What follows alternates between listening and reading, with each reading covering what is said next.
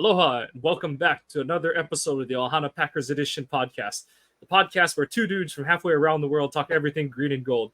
I'm Mike, and joined by Iowa Joe as always. And Joe, we're in the midst of the offseason, so we're just like we did last week. We are zigging, zagging every which way. Joe, how are you doing today? Racking my brain trying to come up with some kind of topic for conversation. Unlike a lot of other, and this isn't a this I know I just started it off with in a bad way, but this isn't to go against other podcasts that take breaks, and it's understandable why a lot of them take breaks, but we at least want to continue to produce some kind of content out there for people. But this is the time of year where I can understand taking a break because there's almost nothing to talk about. You have the little bits from uh, OTAs, and you have the guesswork behind this and the guesswork. Like I can't remember who wrote the article, but it was something about three players whose stock dropped during OTAs. Well, fuck, how does your stock drop during OTAs? It's workouts. It's not like it's priming for a friggin' game. Unless they saw their brain fall out of their head in the middle of practice, like there's Well, not much to be said there. the one player that they put on there was Eric Stokes, and it was because he gave up a 75-yard bomb to Bill Melton. Okay, they're not in pads. They're pretty much only going like half speed anyway. I'm not worried about it. Let us get to training camp. I mean, that's just how far the content falls during the off season. We're in the doldrums. So What is it that Billy Bean said in the movie Moneyball? You got rich teams and you got poor teams. Then you got 50 foot of shit. And then there's the content for off-season workouts. Or I mean, yeah. off-season content. Yep. Especially because we still do not have a new Jordan Love contract to talk about. That would probably be the biggest news between last month and start of training, like actual preseason workouts. So, well, I think any contract right now would, right. Yeah, Kenny Clark exactly. or Jordan Love. Someone we're not or, expecting. Yeah, exactly. Yeah. Someone who would come out of the blue. So, yeah. We're in the doldrums, and because of that, Joe has picked out a shiny topic for the two of us to sling back and forth on each other. Joe, introduce, please. Well, like Mike and I were trying to come up with before, I've had an idea that maybe we're going to do like up to training camp, just do top fives every week. And it's going to be some of the most random shit you ever wanted to know. We're going to also try to integrate our into doing like a weekly poll on the Ohana Twitter account. Sorry, I got gassy. No. I'm pulling a Matt Ramage right now. I got a little gassy.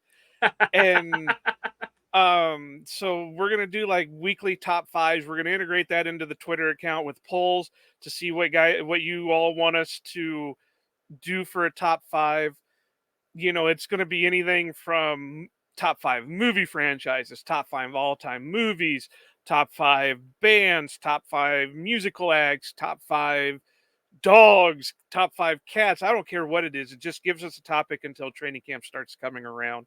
And we can even do some during training camp just because even then the news is going to be a little bit slow. So this week, I think we finally settled on that we're going to keep it a little bit football oriented and go with top five quarterbacks all time. Now, top five is going to be relative to what we view as a top five. I view it a little bit like a Mount Rushmore of top fives. But and Mike and I have not exchanged lists at all because this was like a last minute quick think of five quarterbacks in 10 minutes before we start recording. So it's going to be just what we think of as a top five when it comes to quarterbacks all time in the NFL. I will say, spoiler alerts, mine won't go past like the 1960s because my fried brain is not thinking of any of the ones that we're not running the wing T in our mind. Right, or the innovators of the passing offense. I'm thinking like Norm Van Brocklin's and what's the one that was with Detroit for a while? Bobby Lane. Yeah, Night Train. That's right.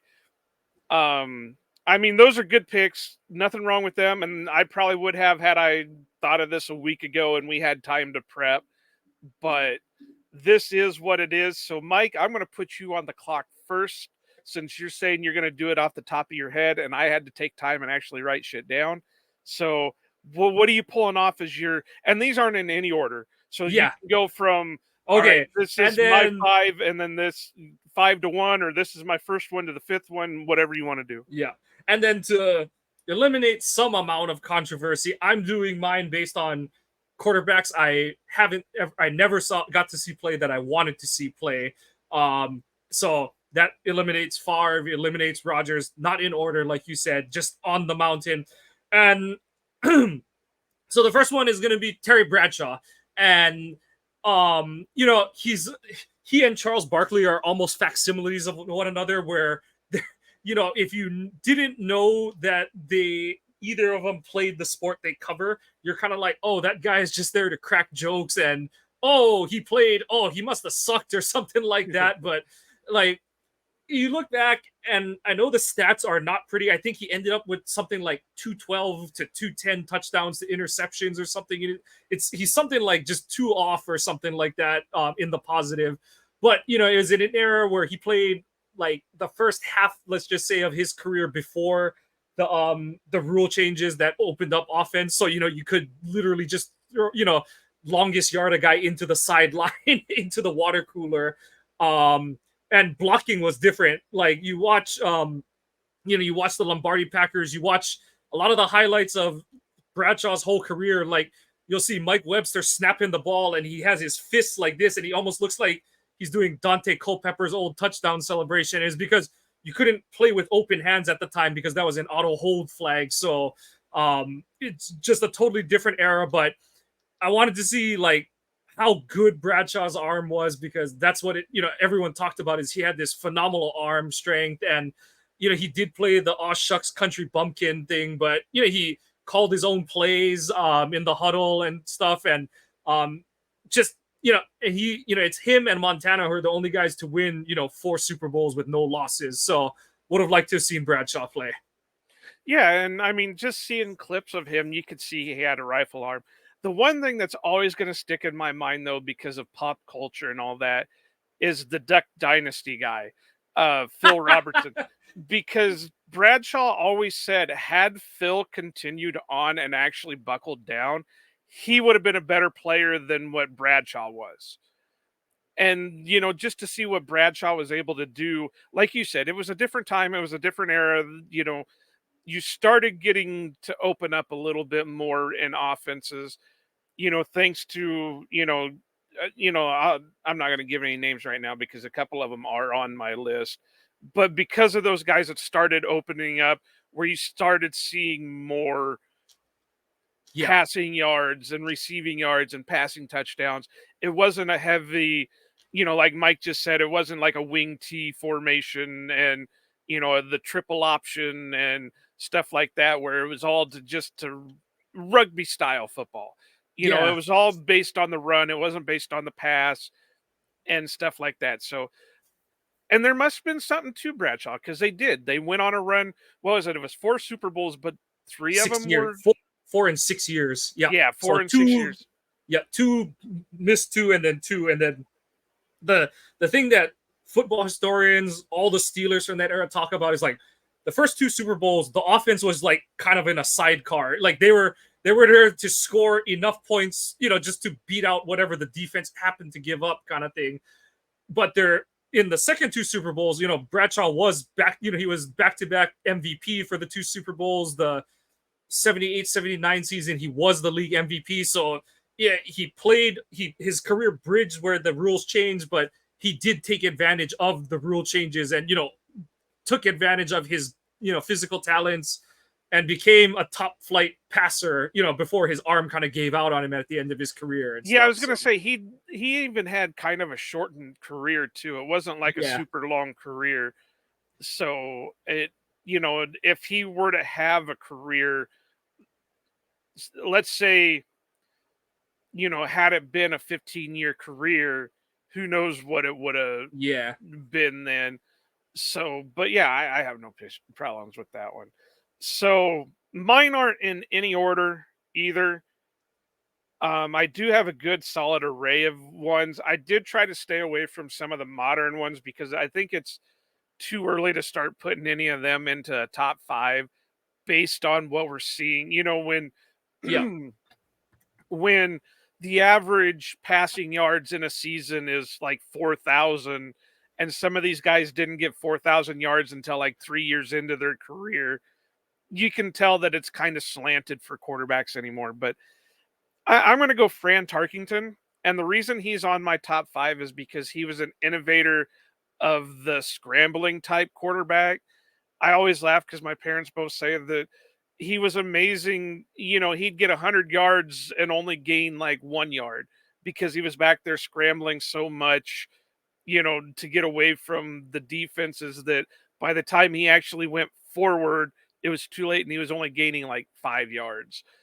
But arm talent, mobility, again, like you said, this is in an era where they're calling the plays on the field. And, let's face it, they did make 4 Super Bowls. Even though they lost 4 Super Bowls, they still got there. So I put him mainly on my list because he was kind of the innovator of the mobile quarterback. Yeah. And then kind of sticking with, just guys who set a different trend, Johnny Unitas. And I'm digging a little bit back into the fringe of it, but yeah, he's sort of one of the guys that is, one of the posts for the modern passing, just innovating the modern passing game, and just wanted to see what Unitas and Raymond Berry looked like, playing together. And Sam Huff, he joked about, I think in the 90s they had a like an alumni game. So it was the Colts and the Giants in the greatest game ever played, the 1962 or no, 1957 championship game or something like that. And they played it again 40 years later or something like that. And Sam Huff jokes that he's like, Unitas to Barry, Unitas to Barry. I see it in my nightmares.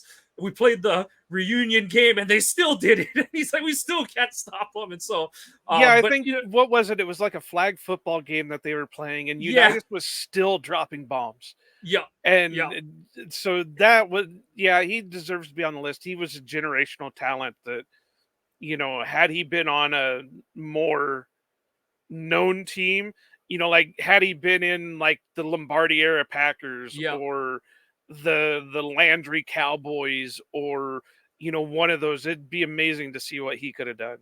Yeah. Not saying those Colts teams were bad. No, it just, had he been in those innovated offenses at that time. Yeah, exactly. Let's see. I'm going to still stick in the era, and obviously this could be considered a homer pick, but whatever. Bart Starr.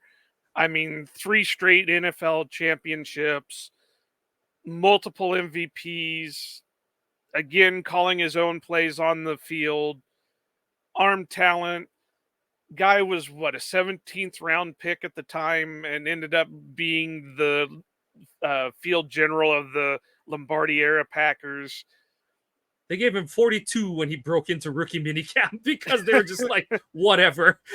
Well, yeah, because what was it? They had just drafted a first rounder like the year or two before or something like that. Yeah. But, and just the style of throwing he had was that old fashioned style of throwing, but he made it work for him. And, like I said, how can you disagree with Bart Starr on any top 5? Yeah, and just to kind of button it up, he made my top 5 too.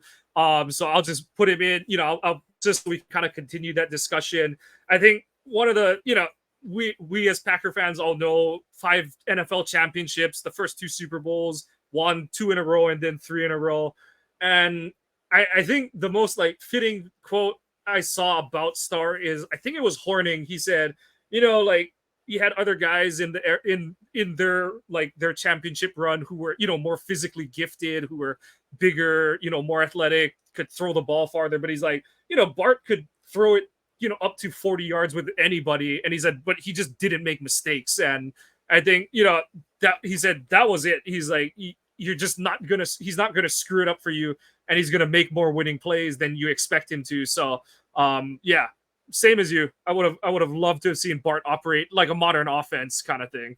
And he was a true leader. I mean, he was Yeah. a leader off the field, and he was a vocal leader. It wasn't the Favre style leader where they were just constantly joking around and whatever, and it wasn't the Roger style leader where, I'm going to go out and lead this team, but I'm not going to be that vocal guy.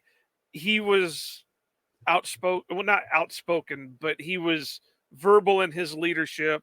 He was on the field, he would show it. In the locker room, he would show it. Off the field, he would show it.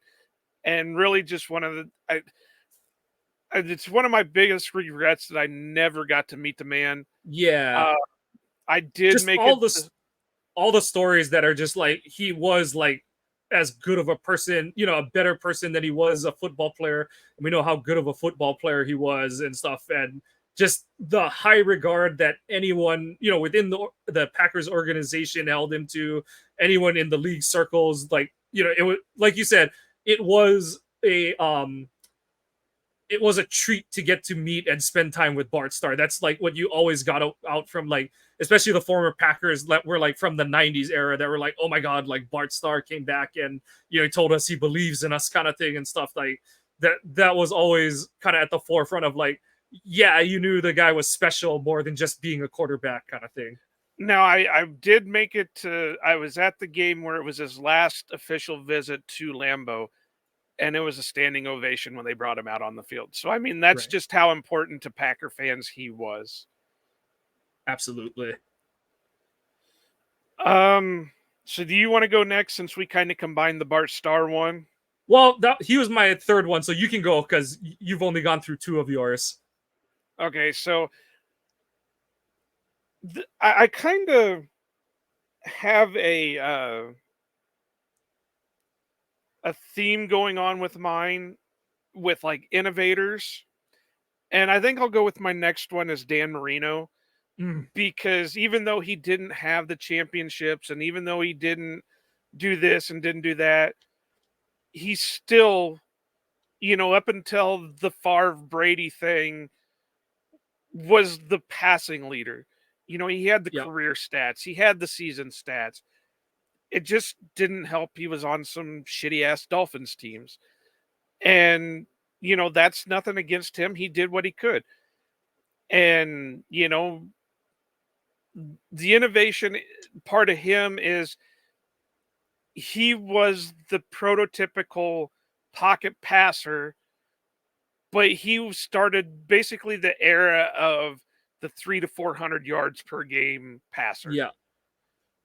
And, the multiple touchdown passer, the 3 to 4 touchdowns in a game. So, yeah, that's my guy. Yeah. He's not on my list because I did see him play at a Pro Bowl. Not quite the same, but like he's in that era. Like I brought up Barkley before, where it's like, it doesn't matter to me that they never won a championship. It's a team game kind of thing. And if you ever saw them, whether, like I said, whether it was a live game or a Pro Bowl game, and you just saw the ball come off his hand and it was something special, like he was truly impressive. And it's one of those that my dad is sick to his stomach because my dad's a Steelers fan. And he's like still in disbelief that, you kind of touched on it when I talked about Bradshaw, how his career ended, earlier than you expected it to kind of thing. And he's just like, Marino went to Pitt. He is a Pittsburgh kid kind of thing. And it's like, they passed on him and he's just like, he's like, there's no reason at all he should have left the state of Pennsylvania. And yeah, so just kind of like bringing it home how like my dad, like Marino's whole career, he's like, it's just, my dad was just beside himself. He's like, God damn it. So because how often does Pitt produce a quarterback like that? I mean, wasn't the last one the Steelers picked? So well, and that's a completely other topic. I think Kenny Pickett could have been decent, but he just ended up in a position that Yeah. they would have got any quarterback killed. Yeah. So, but anyway, yeah, Marino, wonderful. I mean, you wonder how his trajectory would have went had he been to a different, what if he was on the Pittsburgh team, because the Yeah. Pittsburgh teams were doing well enough, but they didn't have the quarterback to get them further. And on top of that, he's another one from this era that the concussions, the concussions, and And the then he was concussions. one of the first guys who like returned from some pretty nasty injury, because I think pretty sure in the mid 90s he tore his Achilles tendon and then he came back the next year. So he did have some like kind of like those big injuries that you're like, oh, and Yeah, like, I think yeah. the ankle injury is finally what took him out, because he was even having a hard time walking onto the field. Yeah. Yeah. So, Yeah. So, but I mean, he still had like a 17 or 18-year career or something like that, and it was on the back of his play that Don Shula had the all-time winningest head coach record. So, I mean, go figure. So, my next one is gonna be Roger the Dodger, Roger Staubach. So, we got my dad's quarterback from the 70s, and now I've got my mom's quarterback from the 70s.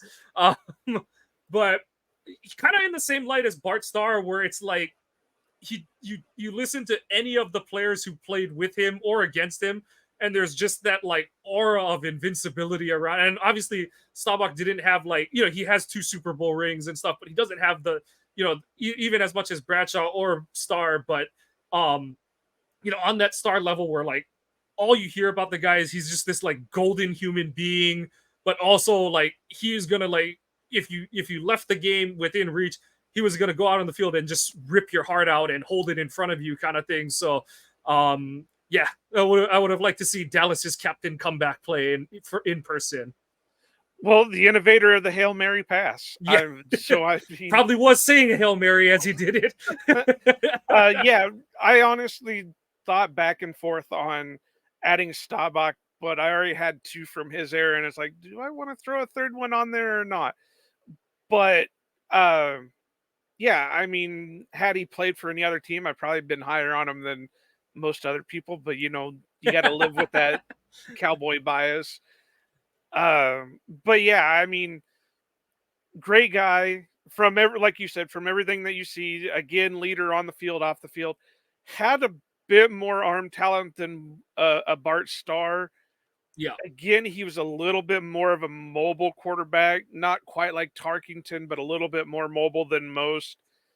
And again, from an era where they're calling their own plays, and he had a short career, because, and kind of like we were talking about a couple episodes ago with our Memorial Day episode, he's the guy, he went and he graduated from the Navy Academy, won the Heisman Award there, and then he went and served his commission. He did his officer commission, so his athletic prime was basically, he served, he lost it in his naval service. So I think he entered the league at like 27 or 28 or something like that. So like he had 4 years of his career that were just gone because he was serving the U.S. So thank you, yeah. Captain Staubach. So I mean, it's not like now where you can get waivers on that stuff. He legit had to go serve, and I don't know what it was at the time, but now it's a 3-year commitment when you come out of the academy. So I don't know if it was. I think his was a little longer because he was like an officer and stuff. So, you are an officer when you come out of the academy. So, but now I know it's a 3, because that's the issue that they had with. Oh crap! It goes a ways back. Was he a linebacker? Oh, I can't think of his name. It's been so long, but the one the Lions drafted, or yeah. I know which one you're talking about. But he was the army. He was the army kid. Yeah. Yeah, and that was the big thing during the draft was, well, if you draft him, you're not going to see him for the 3 years, or unless he can get some kind of waiver. And then after that draft is when they started laxing the requirement if you played sports. So then that's when you saw the quarterback from Navy get drafted and guys like that. But yeah, it's a 3-year commitment now, but I don't know what it was when Staubach came out. Yeah, and that was in the heart of Vietnam too when he was serving. Yeah. So it was a little different too. But credit to, and it wasn't like he went to the Naval Academy knowing he wanted to be a naval officer kind of thing and stuff. So yeah. My next one, even though might not be considered an innovator, he's got to be one of the greatest of all time, and I don't care what anybody says, is Joe Montana. All the championships out at San Francisco, he didn't have the greatest arm strength, but he, like you said with Starr earlier, had enough talent to lead the team, and he's the prototypical field general type player. The rings, the championships, the big moments, the catch with Dwight Clark and coming from Notre Dame and stuff like that. He had the pedigree, he had the ability. There's not much else you can really say about him. To me, honestly, and I say this a lot of times to people and they just kind of give me a weird look, but he's the earliest player that I can remember when I was young. And even though I can't really say I was ever a 49ers fan, but I was a Joe Montana fan. And Yeah. the reason was because I was still young enough that it was at the point where you start following players that Yeah. have your same name and stuff like that, or, they share first names or whatever. Yeah. So I had, instantly Joe Montana fan. And he is the reason to this day why I still cannot stand Steve Young, because I've always felt, and even though it's true, but at the time it was a feel different thing for a kid, is why Joe Montana didn't get to finish out as a 49er, was because they got rid of him just so they could play Steve Young. And, so yeah, I might have a little bit of bias because he was my childhood player, but I don't think you can argue with his resume. Yeah. No, and like you said, not the innovator like some of the other ones we talked about, but he broke in. He really broke in. It was him and Ken Anderson that broke in the West Coast offense, and the passing game had already been established as the thing and stuff. But the combination of the new like 5-out using every eligible receiver as a weapon in the passing game, the timing and the spacing and timing aspect of it. Montana had it down to a science. So he's definitely up there. Mine is just my last one is just like I said, this is my pure I wish I could have seen these guys play. And I would have liked to have seen Randall Cunningham when he was in his Eagles days. I know, we unfortunately Packers fans saw him when he was like a refined version of himself when he played with the Vikings for that 1 year, but I would have liked to have seen Cunningham in the 80s when he's just like, he was just an athlete out there who had the ball in his hands every play. And, you have the play where like, I think it was Lawrence Taylor just blasts him as he's rolling out of the pocket. And he just kind of like Gumby's over, gets back up and throws a laser for a touchdown and stuff. And, I know we live in an era where there's a lot of like, dual threat quarterbacks and stuff like that, but Cunningham was such a weird build where he's like, he looked like an NFL power forward because he's just this like tall, lanky guy and, didn't seem like he would last as a football player. And I know he had some injury issues and stuff like that, but you kind of just saw him out there and you're like, oh, that's not a receiver or that's not a tight end kind of thing. And, oh, wait, that dude's the quarterback and stuff. So I would have liked to have seen Cunningham play at the height of his athletic ability, his athletic prowess. He's what everybody hoped Mike Vick was going to be. Yeah. Strong-armed, accurate, and able to run. Mike Vick had 2 of the 3. But Yeah. Randall Cunningham had all 3 of those things. He had the run ability. He ran like a wide receiver. He had the arm strength. He had the arm accuracy. But like you said, the injuries were kind of what hampered him in a way. Same with Jim McMahon. Jim McMahon had all that stuff, but had it, all the injuries. And everybody knows the famous hit that he took against the Packers, and I can't think of the player's name off the top of my head, basically picked him up and drove him into the ground. And that hit pretty much ended any kind of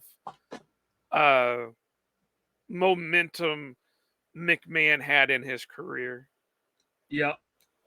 I think my favorite story of McMahon is when he was trash talking Favre during Super Bowl 31, and he's telling Favre, when I started in the Super Bowl, I got my fourth string quarterback in the game with time to spare. So that was one of my favorite. That like I was like, just the balls on someone to say that in the middle of the Super Bowl is like, oh, you think that you and your team is doing pretty good? My fourth string quarterback got in for multiple drives, so that it just like, and I know like, and it is sad to hear like how his life has turned after football. He has a lot of health. He's kind of like Mikowski, but McMahon's is more on the concussion side than just surgeries like Mikowski. But it is sad to see like where his physical life is at and stuff. But I, there was always something kind of like too cool for school about McMahon. He'd always That's always what he was, because there's even the story about during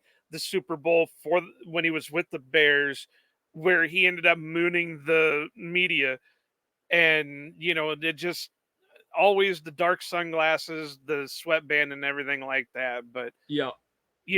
That's kind of the theme with a lot of the guys that we're mentioning on the list, is had they had longer careers and Yeah. didn't have the injuries and they had the protections like the modern day quarterback, what would have been?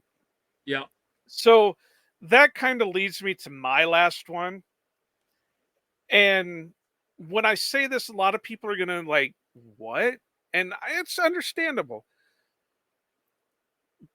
But when you look at his story and how he became, it makes it more obvious why he could be in a top 5. And that's Kurt Warner. And he has the championship rings, and he has good stats and everything. But this is a guy that went to the University of Northern Iowa. They wouldn't give him a chance to start for nothing.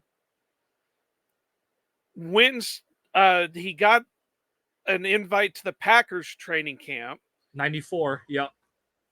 But they had Favre, they had Brunell, they had I think Detmer was still there at that point. I think Detmer was there. So he's looking at maybe 4th or 5th string. Not gonna happen. He was one of those camp arms, he's like, arms. You just need someone to make sure Favre doesn't get dead armed by the 4th game kind of thing and stuff. So yeah. Makes his way to the Arena Football League, tears it up with the Barnstormers. No, before that, he goes and works at the local grocery store chain, Hy-Vee, bagging groceries, stocking shelves. Then he makes his way to the Barnstormers, tears up that league, gets an invite to the St. Louis Rams, makes the 53, doesn't expect any playing time because they have Trent Green. First game out, Trent Green breaks his leg, and Kurt Warner is now your starter. It doesn't get any more underdog story than that. I know they just made the movie, 3-4 years ago or whatever. Never watched it, but I heard it was a bunch of fanciful shit. But his actual true story is legit. I know he was at It's already fanciful. Yeah. Right. I mean, the story is more wild than the actual movie was. I know he was at UNI because my high school football coach / gym teacher was there at the same time as he was. I know he didn't get to start at all. I can take you right to the Hy-Vee he worked at, even though it's not in the town that I live. I know right where it's at. Or I know where it was. They could have tore that one down and rebuilt. Hy-Vee is basically like the Midwest version of Kroger's or Albertsons or one of those other chains. Piggly Wiggly. And we all seen the pictures of him with the Packers, and we know that story going forward. So for him to start out at like nothing to being a multiple Super Bowl appearances, multiple Super Bowl rings, the greatest show on turf, all that stuff. he dealt with injuries, he dealt with issues. He was on some pretty bad teams, i.e., the New York Giants when they drafted Eli Manning. He's got to be in the discussion for a top quarterback at some point. Yeah, and in the Hall of Fame now, and like you said, like he had a wasn't a long career, but like you don't see guys who have like basically a donut in the middle of their career where because of injuries and all that kind of stuff. So yeah, and the peaks. I mean, he's in the Hall of Fame because the peaks of his career are like he was a top 3 quarterback in the league at the time and stuff. And I always do appreciate that. Like I forget when he did it, but he did an interview when he was still playing, and they were asking him like, "Oh, you're a guy who's had team success. I want to say it was when he was leading the Cardinals to the Super Bowl against the Steelers, and then he said, "Oh yeah, I've had a lot of success in this league. I've seen the ups, I've seen obviously the lows." But he said, I've got 2 MVP rings, and I would trade those in for a heartbeat for another Super Bowl ring. And I always just appreciate guys who have that that mindset that it's like, yeah, like I know which one means more in the end. Like, team MVP is cool, but he's like, I appreciated that he was like, oh hell yeah, like I'd give up these, like anyone can come and have these 2 MVP rings. I wish I had a second Super Bowl trophy to my name and stuff. So well, and kind of like you talked about with Staubach, he got a late start because of all the time, he spent, what was it, 3 or 4 years in the AFL, spent a year out of football completely. Yeah. So by the time he actually got his time to start, he wasn't a prototypical rookie. I think he was 27 or 28 when he took over for the Rams. Yep. So anyone on your honorable mention list, or just didn't quite make first couple out? Well, I said Staubach. Bradshaw would have been a good one. Obviously, had we had more time to prep for this, some of the guys from maybe the 40s and that, because those are your real innovators, because that's when offenses started taking that next step.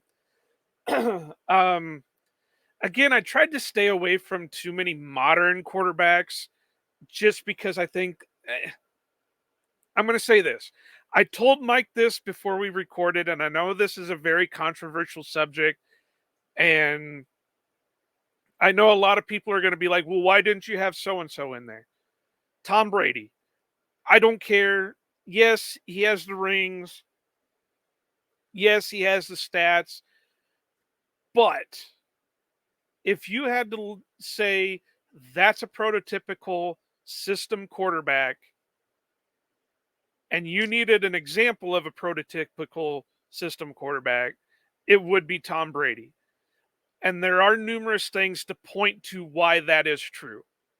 Look at the year he went down with an ACL injury. The backup was Matt Castle, who hadn't started a game since he was in high school. But yet he led the team to, I think it was just shy of a playoff berth, or they actually made the playoffs, but it was like a wild card round. And then ended up signing big money contracts elsewhere and did absolutely nothing. Then you look at, he played for 2 different teams. He went to Tampa Bay and still had success. Yeah, but look at what they did for him. They rebuilt their system to be a Tom Brady system for him to succeed in that, to be Tom Brady. Who was one of the coaches on the Patriots teams when Tom Brady was there? It was the head coach for the Tampa Bay Buccaneers, Bruce Arians. I think he knows how to build a system around Tom Brady, because they were doing it in New England. So, yeah, while he has the stats, he has the rings, he has all that, he's probably going to go down in a lot of people's mind as the greatest of all time, blah, blah, blah, whatever.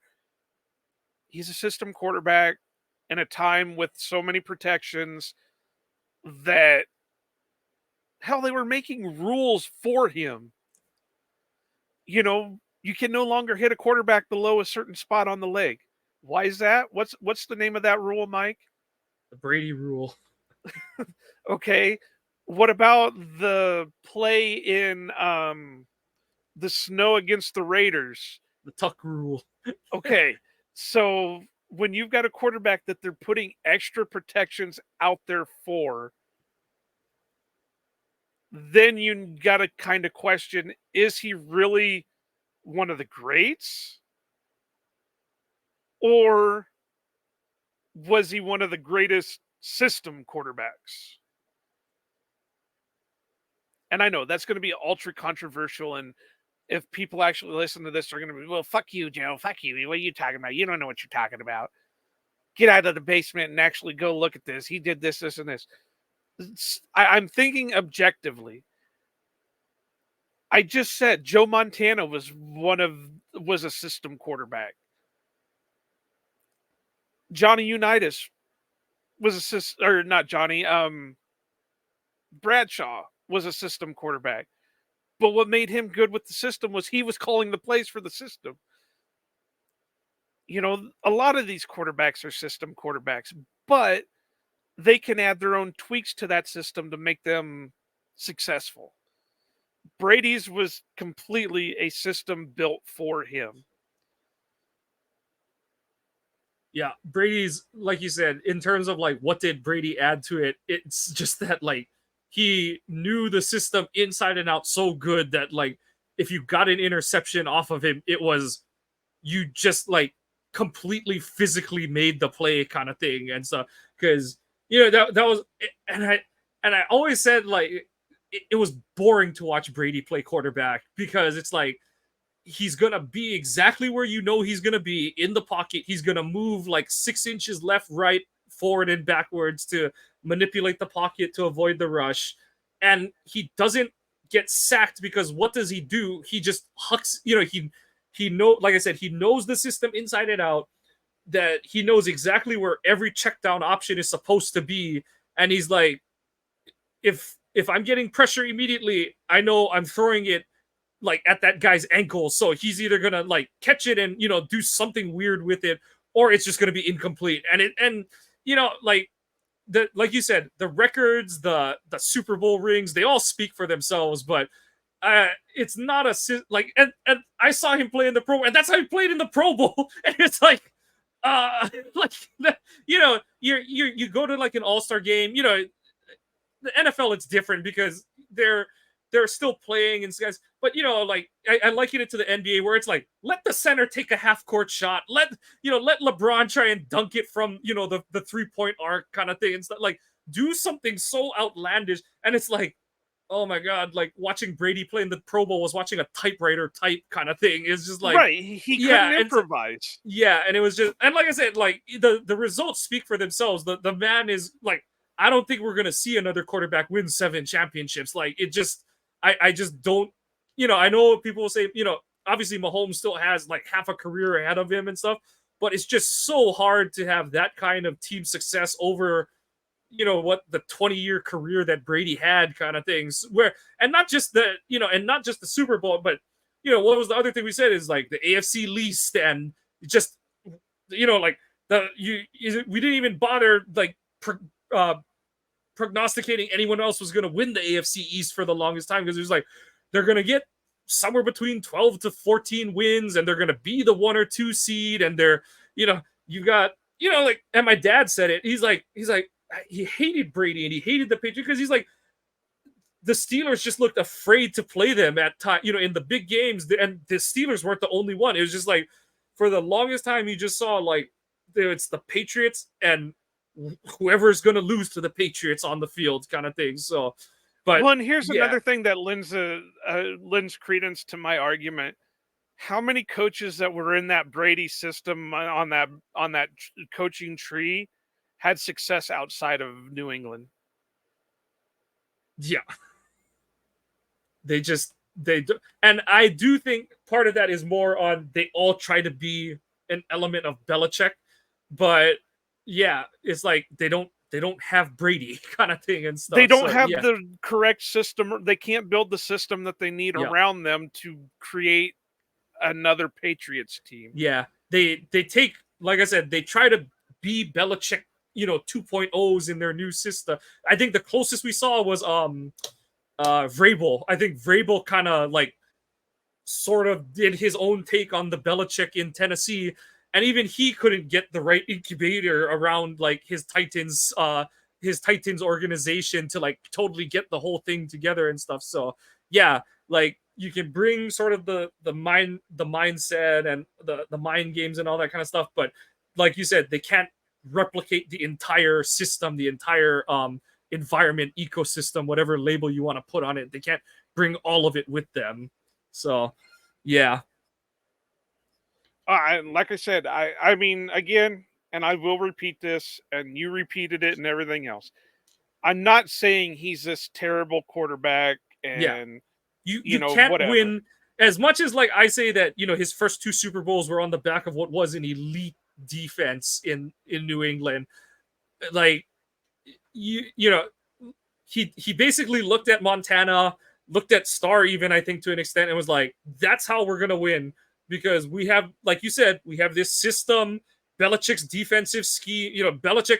I do think Belichick is the greatest defensive mind in NFL history. You just look at how like he just takes whatever spare parts, animal meat player. He'll have 1 or 2 superstars on his defense, and he just takes the rest of the guys that he puts out there, and he's like, this is what we're going to do this year, and we're going to be a top 5 defense. And Brady's like, obviously he's set a lot of records, and he's a record holder for a lot of different things. Like I said, but his whole thing was like, I'm not going to make mistakes. We're going to take care of the football. We're going to play ahead of the sticks as much as we can. And punting is a good thing for me. Like, for the majority of his career, there was nothing wrong with punting the football. So, like I said, for me, my word with Brady, watching Brady play quarterback, it was boring. And Right. like and I say that in the most respectful way of a 7-time champion with, like I said, most of the important passing records to his name. It was just boring because you don't get that Rodgers play where he runs around like a chicken with his head cut off and finds someone downfield. His arm was good, but it wasn't Marino's arm or anything like that. But it's like, as long as his line was decent, he's going to deliver the ball on time. His passes are going to be accurate. He knows where everyone's supposed to be. And it's just like, okay, like, yeah, he just went out and you're like, oh shit, there it is. Another 330-yard, 4 touchdown, no interception day kind of thing and stuff. So yeah, like I think like the most interesting was like when he would like let in on how they trained to like play against JJ Watt or whatever, and like it's like, oh yeah, like all the staffers had broomsticks up and stuff, and but like in terms of like his on-field play, it was just like, there's another like successful offensive drive. Like oh, they went 3 and out. Oh, they scored the next drive kind of thing and stuff. It was just like, like I said, it was like watching a typewriter, like just watching a typewriter operate kind of thing. It's just like, and there it goes, return, and there goes a return line kind of thing and stuff. So yeah. And again, going back to my original point, I couldn't add any of the other modern quarterbacks because I think it's too soon for him. I know Mahomes is on that route, Rodgers is on that route, but I think it's just early. And really, we're getting to a point where you're not seeing the superstar quarterbacks like you used to. You would see these big drafts and they would have multiple superstars out of them. Now we're seeing successful quarterbacks. Yeah. I think they're not. I think what you're getting at is the passing rules are so open nowadays that like everyone just is a Favre, is a man. Like those guys are still special, but like you said, the numbers, like throwing for 3,000. There was that point where it was like Manning and Favre. It was like who had the most 3,000 passing yard seasons kind of thing, and they were chasing Marino. And it's like, why were they chasing Marino? Because Marino was the only dude who had like 8 of them, and everyone else had like 3 maybe. And then here come Manning and Favre, and they've both like, oh, we've got 10 of them kind of thing. And now it's like multiple 4,000. Now it's like half the league is everyone except the Bears can throw for 4,000 yards, no matter how shitty the team is. As long as your name isn't Chicago Bears, you've had a quarterback throw for 4,000 yards within the last decade kind of thing. And now with yeah, them extending out games, we're at 17 and now they want to get to that 18 point. We're going to start seeing 5,000-yard yeah, passers. yeah, And it's not the same game. And I hate to sound like the old boomer yeah, style guy because I still love this game no matter what. yeah, But you also have to recognize that the game is changing. yeah, Like we said with the Stars and the Staubachs and the Tarkingtons and the Bradshaws, they were just starting to get to the point where they were throwing for 250 in a game, yeah, to the 80s where they started hitting 250, 300 in a game, to the 90s where they started hitting, 3 to 400 in a game. We're evolving. The rules are changing because of protections, which I understand. You don't want to see somebody get like a Jim McMahon get, beaten down and his career is ruined and his life is ruined. Well, Jim's life isn't ruined, but you know what I mean. He's not having that quality of life that he would have if he was playing in today's game with the rules that they have in place for him. So you just got to realize the game's evolving, and now when me and you were kids, and I know I'm a little bit older than you still even, the big thing was running backs. Everybody was having running back, and they were having long careers for running backs. yep, It wasn't until Barry retired at, what age he did that you just saw the running back age is just tank. yep, Because up until that point, they were having multiple contract careers and longevity and stuff like that. And now you don't see it anymore. Hell, yep, the Packers didn't want to keep Aaron Jones at the price point he had because he was getting too old. And yep. he's 31, 30, I or think is he he's 30. 29? He's 29 turning 30, I think, this season or something like that. And then Well, hell, even with Josh Jacobs, who they just signed, his deal is like a 1.5 year deal, kind of, it's a 4 year contract or whatever, but it really is like a 1.5 year one or something. Like it's, as Andrew Brandt likes to say, it's a 1 year and we'll see kind of thing. So yeah, it's just, and you look at like you said, career lengths.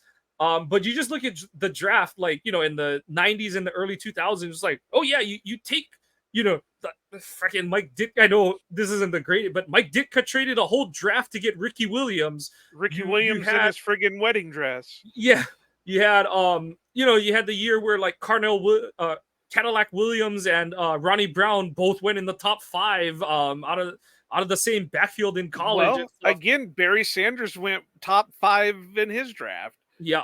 And then nowadays it's like, I don't think you can take a running back in the first round unless he does, like, unless you can play him as a receiver kind of thing and stuff and all. So it is just, I do think part of it is, career length and production. And it's also kind of, sadly, it is the money side of it where it's like, how can we invest that, kind of capital into a guy that we're 60-40, 70-30 not going to keep after his rookie deal is up? Because, one of two things is most likely to happen. He's going to get hurt and not be the guy we drafted, or he's going to be so worn down by the end of it that we're not going to want to keep him kind of thing. So, well, yeah, that would make you think that they'd want to take him in the first round because at least you have him for 5 years. Yeah, and that is, but they're not even wanting to invest and hope to get that 5th year option out of him.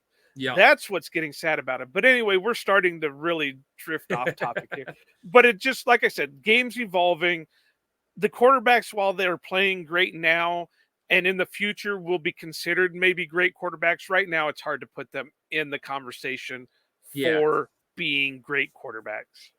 Yeah, it's gonna go beyond the, just like Favre, Manning, Marino obviously, separated themselves from the rest of the pack in terms of their, their production and their, their highlight play and stuff. As the 17th game, 18th game noise levels out in a few years, you'll see, Mahomes he should still be young enough that he's still special. The Packers are, expecting that Love is going to be a guy in that realm where, he stands out above the rest kind of thing. So it is, like I said, every team except the Chicago Bears has found the guy to throw for 4,000 yards, where when you and I first started watching the league, 4,000 yards sounded like a made up number in terms of passing yardage, because you've got to run the ball 35 times a game. You've got to control the pace. You've got to control time of possession, all that kind of stuff. Whereas nowadays it's like, yeah, just go and score points. Like, who cares? Who gives a rip how we do it? So, but like you said, we're rambling a little bit, but hey, we found something that'll get us to fill the hour, and without trying too hard to do it. Like we said, we put our list together slightly on the fly here. So Joe, we will be more prepared. 5 minutes more prepared next week. But no, Joe alluded to it earlier.